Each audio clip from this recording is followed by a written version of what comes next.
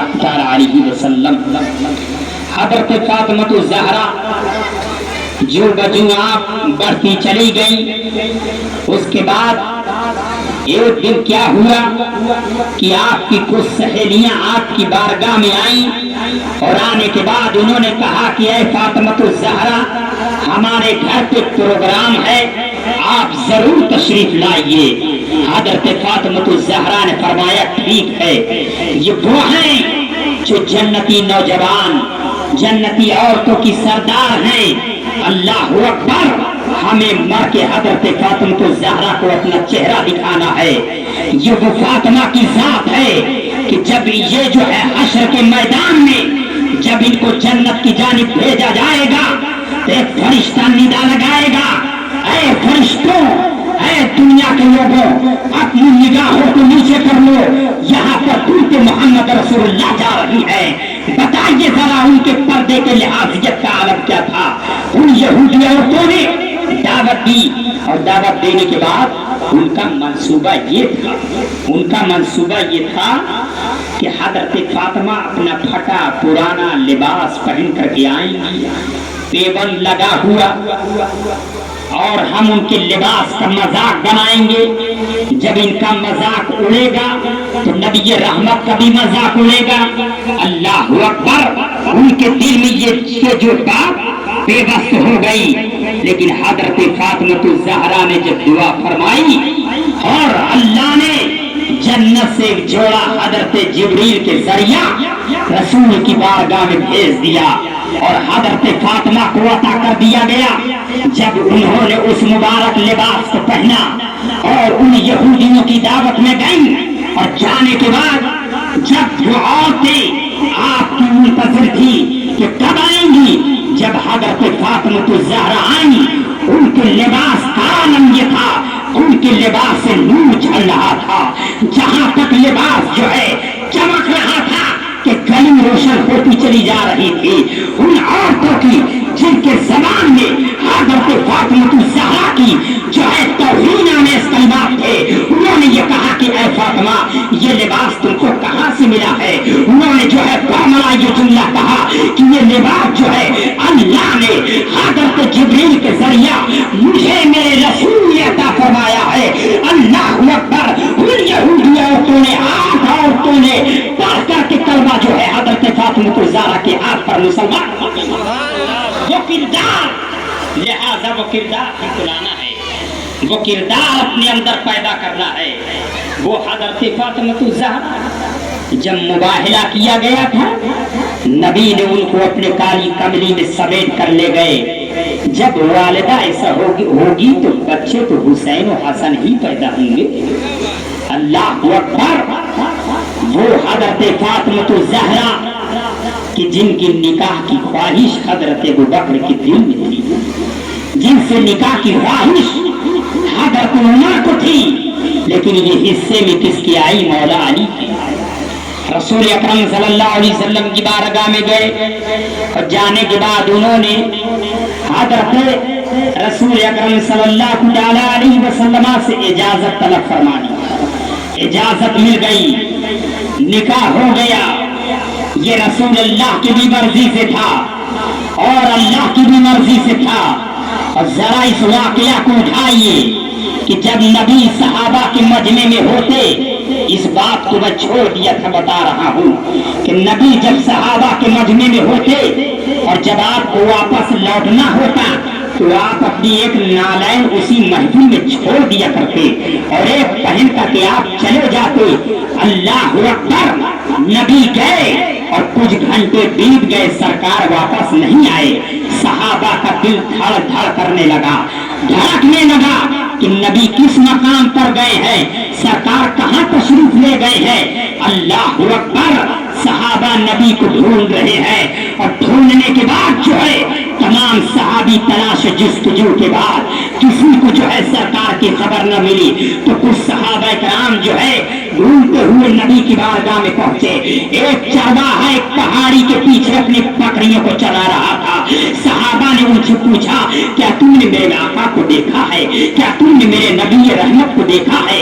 اللہ اکبر۔ اس چرواہے نے کہا کہ میں تمہارے نبی کو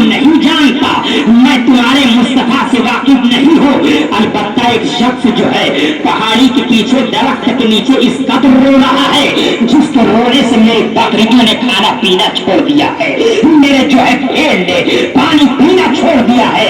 उसके रोने में दर्द ऐसा है, अल्लाह अकबर। सहाबी जा रहे हैं, हजरत अबू बकर सिद्दीक गए, अर्ज की या रसूल अल्लाह सज्जे से सर उठा लिया जाए, या हबीब अल्लाह सहाबा बेताब हो चुके हैं, सहाबा का दिल लग रहा है, नबी सज्जे से सर नहीं उठा रहे हैं। हजरत उमर आ गए, हजरत उस्मान आ गए, हजरत अली आ गए, हजरत तलहा आ गए, हजरत अब्दुल्लाह इब्न जुबैर आ गए, नबी सजदे में है, सर उठ नहीं रहा है सजदे से। अल्लाहु अकबर, रब्बी हबली उम्मती की सदा बयान हो रही है, ऐ अल्लाह मेरी उम्मत को बख्श दे। ये मुस्तफा है जो अपने कब्र की हालत में हो तो रब्बी हबली उम्मती कह रहे हैं, जो माँ की कोख से पैदा हो रहे हैं तो रब्बी हबली उम्मती कह रहे हैं, सब सजदे में है तो रब्बी हबली उम्मती कह रहे हैं। जो कयामत का मंजर होगा उस वक्त में रब्बी हबली उम्मती कहा जाएगा, लेकिन नबी ने सजदे से सर नहीं उठाया। अल्लाहु अकबर, हजरत बिलाल भी आ गए, या रसूल अल्लाह सर सजदे से उठा लिया जाए, नबी ने सजदे से सर नहीं उठाया। इतने में आवाज दी गई, ये नबी की जात है, अब ये सर सजदे से नहीं उठेगा। हजरत फातिमा ज़हरा को बुलाया जाए, यहाँ पर तबर्रा अमेज़ जुमला आएगा। जिन लोगों ने कहा वो ज़ाते तैयबा के बारे में आप सुनिए, इमाम अहमद रजा की वो किताब तंज़ीहुल मकानतिल हैदरिया अन वसमतिल अहदिल जाहिलिया में क्या नक़ल फरमाते हैं, जो मौला अली की ज़ात पर तबर्रा, इमाम हसन पर तबर्रा, अमीर माविया पर तबर्रा, हज़रत फातिमा पर बोला जा रहा है, जो इमाम अहमद रज़ा ने मोहर लगा दी, जो उनका अकीदा है वही अकीदा क़यामत तक हमारा रहेगा। अल्हम्दुलिल्लाह, दुरूद पाक पेश करें, अल्लाहुम्मा सल्ली अला सय्यदना व मौलाना मुहम्मद व बारिक व सल्लिम सलातन व सलामन अलैका या रसूलल्लाह सल्लल्लाहु तआला अलैहि वसल्लम। और हजरत फातिमा ज़हरा को इत्तला दी गई, आप आई और आने के बाद अर्ज़ की या रसूल अल्लाह सर सजदे से उठा लिया जाए, नबी ने सजदे से सर नहीं उठाया। उसके बाद हजरत फातिमा ज़हरा ने अर्ज की या रसूल अल्लाह जितना आप रोते हैं अपनी उम्मत के लिए उतना मैं भी रोती हूँ या रसूल अल्लाह, जितना आप अपनी उम्मत की बख्श के लिए रो रहे हैं उतना मैं भी रो रही हूँ। लेकिन यहाँ पर एक झूठ ये गढ़ा गया कि हजरत फातिमा ने वहाँ पर कहा या रसूल अल्लाह अगर आप सजदे से सर नहीं उठाएंगे तो मैं अपने सर से ओढ़नी खींच लूंगी। बताइए जरा, जो माँ जो जन्नती औरतों की सरदार हो, जिनकी कोख से हजरत ज़ैनब इमाम हसन हुसैन पैदा हो रहे हो और जिनके सर का बाप हजरत हसन ने नहीं देखा, वो कैसे गवारा कर सकती है कि सहाबा खड़े हो, ताबईन खड़े हो, तबे ताबईन खड़े हो, अल्लाहु अकबर वहाँ पर जरील कदर सहाबी थे, उनके सामने वो कैसे गवारा कर सकती हैं। आज ये औरतें बोल दिया करती हैं कि पर्दा जिस्म का नहीं होता है, आंख का होता है। ये कहां से तुमने मसला घर के लाया है? ये कौन सी किताब से मसला लेकर के आए आप लोग? किस किताब से खोजा है इस मसले को कि पर्दा आंख का होता है जिस्म का नहीं होता? अरे मेरे आका ने फरमाया है अली, अगर किसी पर नजर पहली मर्तबा पड़े तो माफ है, दूसरी मर्तबा उठाओगे तो गुनाह है। और ये नजर का पर्दा अगर होता तो जब आयते पर्दा कुरान में नाजिल हुई तो सहाबिया ने हज़रत फातिमा ज़हरा ने दुनिया के सबसे बड़े बाकिरदार सहाबा से पर्दा किया है। वो अबू बकर, इनसे बड़ा किरदार किसी का हो सकता है? वो उमर जो ऐसी जात से पर्दा कर रही हो तो हम और शुबा की गिनती क्या है? वो औरतें जिनको मस्जिद में नमाज अदा करने की इजाजत थी लेकिन दौरे उमर में वो भी मना कर दिया गया। ये दुनिया का दस्तूर है। रसूल अल्लाह ने सर को सजदे में उठा लिया और हजरत फातिमा ज़हरा ने अर्ज की या रसूल अल्लाह یہ تیری فاطمہ جو ہے اس وقت سر سجدے سے نہیں اٹھائے گی جب تک اللہ جو ہے آپ کی امت کو بخش نہیں دے گا۔ وہ عالم سجدے کا یہ تھا کہ حضرت فاطمہ الزہرا جب سجدہ کرتی اور اسے شاہ کی نماز پڑھتی، جب اللہ کہ محبوب کی امت کے لیے دعا فرماتی تو فجر کی اذان کھلنے لگتی تھی۔ اللہ اکبر۔ اور تب حضرت فاطمہ الزہرا کہتی ہے، میرے مولا تو نے رات اتنی چھوٹی بنا دی کہ تیری بندی نے دل کھول کے سجدہ بھی نہ کیا۔ یہ عالم ہے۔ آج 5 وقت کی نمازیں دھڑلے سے جو ہے قضا کی جا رہی ہیں کہ بہت عالمیہ پایا جا رہا ہے دستور میں۔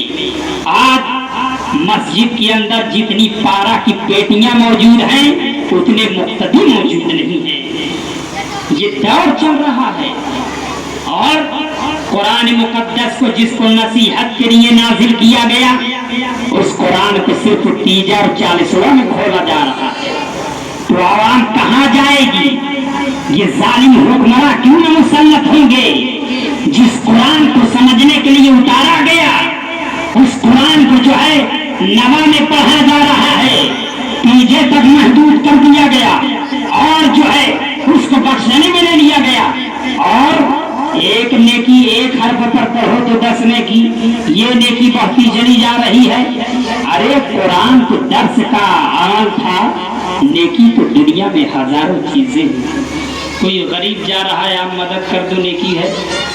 کسی کی شادی بیواہ ہے آپ اس میں ایک ہاتھ سے مدد کیے جو ہے نیکی ہے۔ کوئی انسان پیدل جا رہا ہے آپ نے اس کو جو ہے وہ لفٹ دے دیا، یہ بھی نیکی ہے۔ کوئی انسان بھوکا ہے آپ نے اس کو کھانا کھلا دیا، یہ بھی نیکی ہے۔ لیکن ان تمام چیزوں کو چھوڑ کے صرف نیکی قرآن کی تلاوت۔ ارے قرآن کی تلاوت تو اپنی جگہ ہے، لیکن آج کا طبقہ ایسا ہے کہ 60 سے 70 سال کی زندگی پانے کے بعد بھی وہ پورے قرآن کا ترجمہ نہیں پڑھ سکا۔ یہ افسوس کی بات ہے۔ یہ جس دور سے ہمارے قوم گزر رہے ہیں، ایک مرتبہ درود پاک پیش کرے، اللہم صلی علی سیدنا و مولانا محمد مبارک وسلم صلاۃ و سلام علیہ یا رسول اللہ صلی اللہ علیہ وسلم۔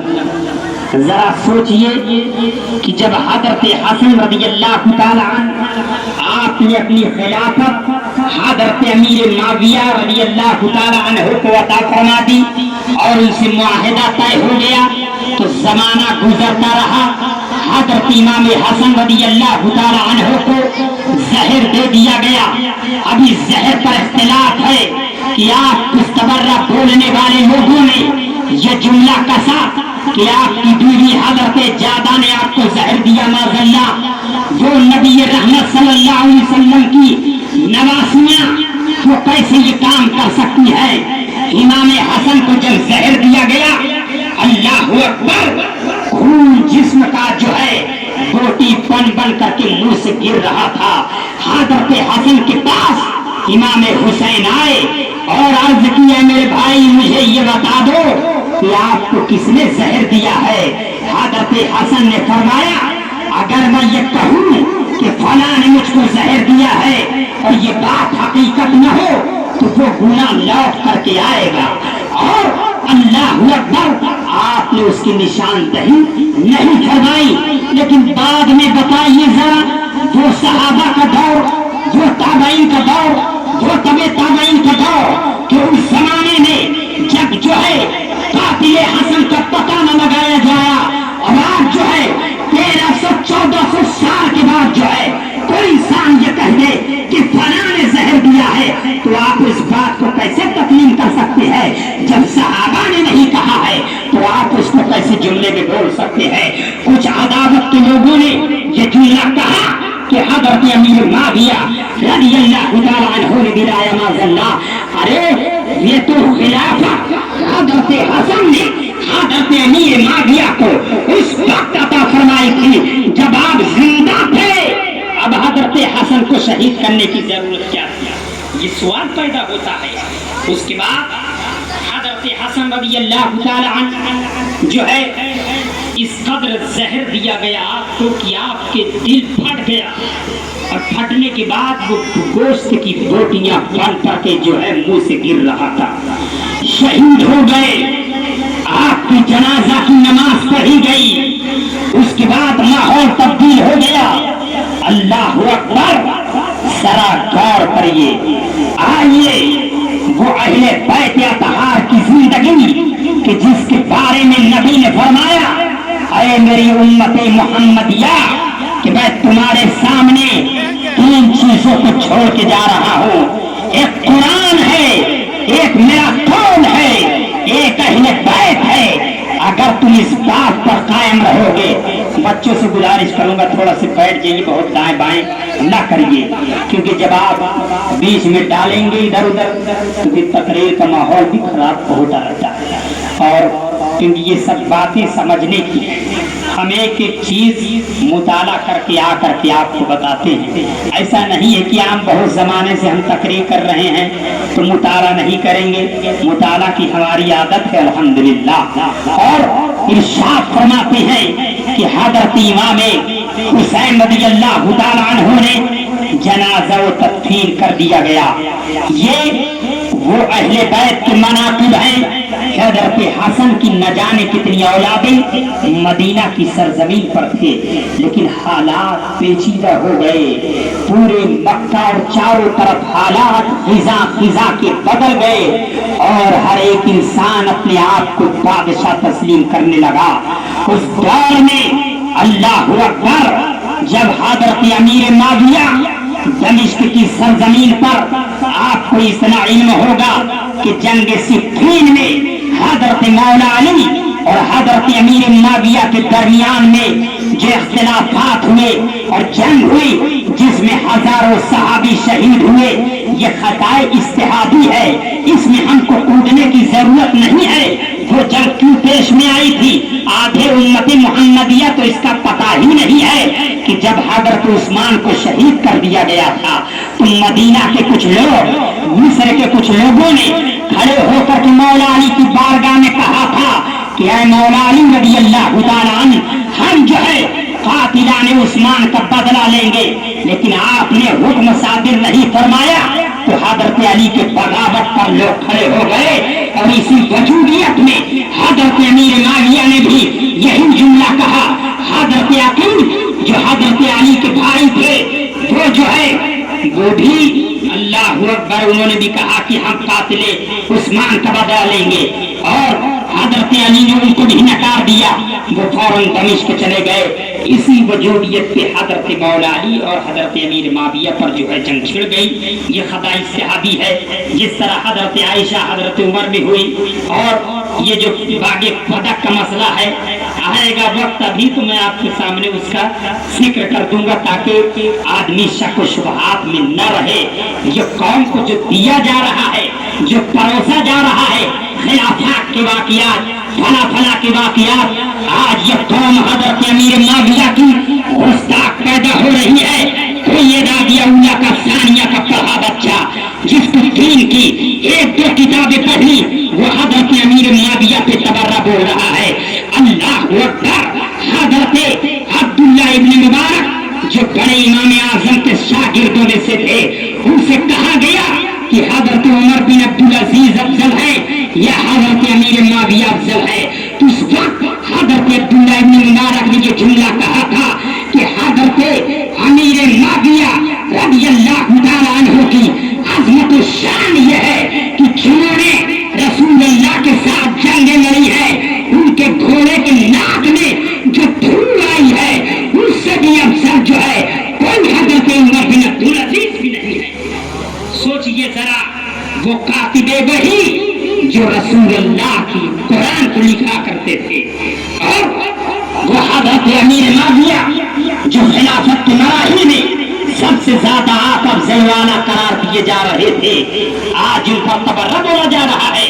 یہ فلا فلا کی جملہ بولے گئے، وہ 1 لاکھ حدیثیں گڑھی گئیں، 40 ہزار حدیثیں گڑھی گئیں، جس کے اندر یہ بتایا گیا کہ رسول اللہ صلی اللہ علیہ وسلم جو ہے جلوہ فراز تھے، حضرت امیر معاویہ سامنے سے گزرے تو آپ کے کندھے پر یزید تھا، تو رسول اللہ نے فرمایا کہ دیکھو جنتی باپ کے کاندھے پر جہنمی بیٹھا بیٹھا ہے معذ اللہ۔ ارے یہ کہاں سے جملہ لے کر کے آئے ہو تم؟ یزید کی پیدائش نبی نے فرمایا کہ میری امت کو میری سنت کو تبدیل کرنے والا بنی امیہ کا ایک لونڈا ہوگا۔ 15 سال کے بعد یہ پیدا ہوا یزید۔ یہ امام حسین سے عمر میں بہت چھوٹا تھا، رسول اللہ کی انتقال پردہ فرمانے کے بعد وہ پیدا ہوا، اور جملہ بولا جا رہا ہے کہ نبی نے فرمایا کہ جو ہے جنتی باپ کے کاندھے پر جہنمی بیٹا۔ کہاں سے جملہ لایا جا رہا ہے؟ کون سی کتابیں کھولی جا رہی ہیں نبی اللہ جو بلاغہ کی طرح؟ اور اس کے بعد حضرت حسن کی شہادت کے بعد دمشق پر حکمرانی کے ساتھ پورے مدینہ، مکہ، شام تمام پر حکمرانی حضرت امیر معاویہ کی۔ دور پنہا ہے، اس دور میں صحابہ کرام کو دلوں میں اہل بیت اطہار کی محبت اس قدر تھی کہ حضرت خاتم الولایہ حضرت شیخ اکبر محی الدین ابن عربی ارشاد فرماتے ہیں کہ میں ایک وقت حج کے ارادے سے چلا، اور چلنے کے بعد میں 500 دینار لے کر کے بازار میں نکلا کہ کچھ مال لے لوں اور حج کے لیے روانہ ہو جاؤں۔ اس کے بعد وہ چلے تو دیکھا کہ ایک سید زادی عورت آئی، اور آنے کے بعد اس نے کہا کہ ہم بہت تنگ دست ہیں، کھانے کو پانی نہیں ہے، پینے کو پانی نہیں ہے، کھانے کو کھانا نہیں ہے، تو آپ نے جو ہے وہ 500 دینار ان کو عطا فرما دیے۔ جب حاجی حج کر کے واپس آ گئے، حضرت شیخ اکبر محی الدین ابن العربی جو ہے عام موجود تھے بغداد کی سرزمین پر، تمام حاجی آئے تو حضرت ابن العربی نے کہا کہ چلیں ہم حاجیوں سے ملاقات کرنے کہ وہ حج پر مبارکباد ان کو دے دیا جائے، لیکن جب انہوں نے میرا چہرہ دیکھا تو وہ الٹا مجھ کو مبارکباد دے رہے تھے، اور میں نے کہا یہ کیا معاملہ ہے؟ تو اللہ اکبر، جب وہ سوئے تو اللہ کے رسول حضرت شیخ اکبر کے جو ہے غلام نے ارشاد فرمایا، اے محی الدین ابن عربی، تم جو ہے میری نواسی کو 500 دینار دیے، اس نے فاقہ کشی کو دور کیا، میں نے رسول اللہ نے تمہاری شکل میں قیامت تک کے لیے ایک فرشتہ جو ہے حرم کی سرزمین پر کر دیا، وہ قیامت تک آپ کے نام کا حج کرتا رہے گا۔ یہ ادب کون دیا ہے اہل بیت کا؟ امام احمد رضا کے دل میں ادب کیسا تھا کہ پالکی سے جا رہے تھے، سید کی خوشبو پا کے پالکی سے اتر گئے۔ یہ محبت کہاں سے ملے گی؟ حضرت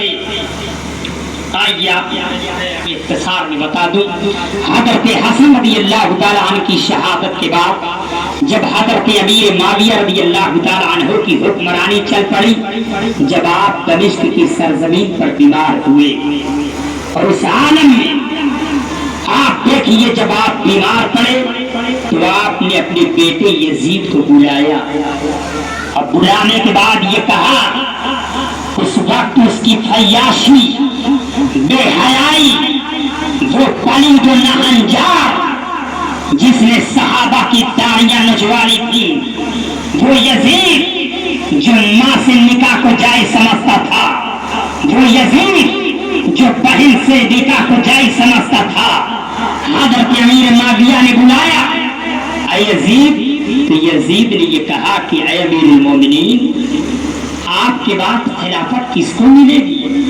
اس وقت یہ نماز بھی پڑھ رہا تھا، روزے بھی رکھ رہا تھا، سب سے بڑا نیک پرہیزگار یہی مانا جا رہا تھا، لیکن عالم یہ ہوا کہ حضرت امیر معاویہ رضی اللہ تعالیٰ عنہ نے فرمایا کہ میرے بعد خلیفہ تو تم ہی بنو گے، لیکن یہ بات لکھ لو، یہ بات لکھ لو۔